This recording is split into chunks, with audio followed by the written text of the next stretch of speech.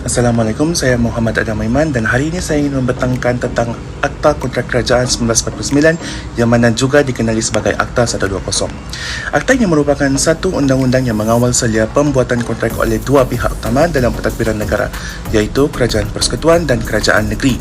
Selain itu, Akta ini juga menetapkan peraturan penting berkaitan pihak yang dibenarkan menandatangani kontrak dan bagaimana kontrak itu mesti dibuat.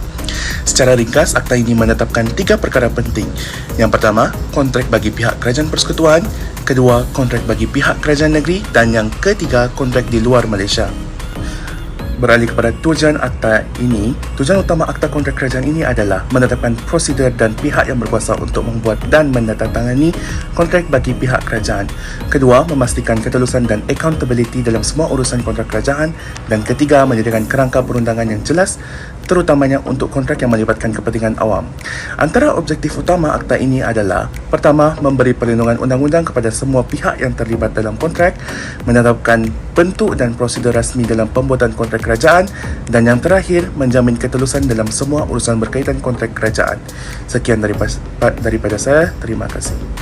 Ciri-ciri akta yang pertama iaitu kontrak mesti bertulis, yang kedua iaitu terpakai kepada Kerajaan Persekutuan dan Negeri sahaja, yang ketiga, kontrak yang tidak mematuhi bentuk sah mungkin tidak mengikut kerajaan, yang keempat, merangkumi pelbagai bentuk kontrak kerajaan, dan akhir sekali perlu ditandatangani oleh pegawai yang lebih kuasa sahaja.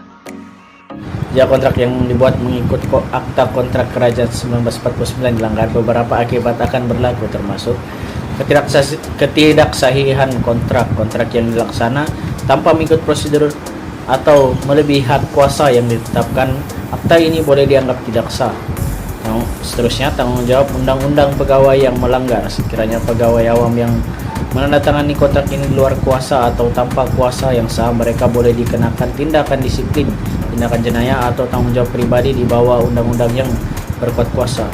Yang ketiga, pembatalan kontrak. Kerajaan mempunyai hak untuk membatalkan kontrak yang tidak sah atau melanggar syarat yang ditetapkan dalam peraturan yang digariskan oleh akta ini.